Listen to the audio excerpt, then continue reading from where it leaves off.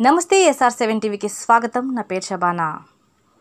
శ్రీ సిటీని సందర్శించిన జర్మనీ గొట్టింగెన్ విశ్వవిద్యాలయ విద్యార్థులు అధ్యాపకుల బృందం. జర్మనీలోని ప్రముఖ గొట్టింగెన్ విశ్వవిద్యాలయంకు చెందిన 35 మంది అధ్యాపకులు విద్యార్థుల ప్రతినిధి బృందం గురువారం శ్రీ సిటీని సందర్శించింది. ప్రొఫెసర్ సెబాస్టియన్ నేతృత్వంలో సందర్శనకు విచ్చేసిన వారు స్థానిక బిజినెస్ సెంటర్లో Sri City managing director doctor Ravindra సన్నారెడ్డితో ప్రత్యేకంగా సమావేశమయ్యారు. సుస్థిర లక్ష్య అభివృద్ధి లక్ష్యాలతో వేగంగా ముందుకు సాగుతున్న శ్రీ సిటీ యొక్క పలు ప్రత్యేకతలను రవీంద్ర సన్నారెడ్డి వారికి వివరించారు.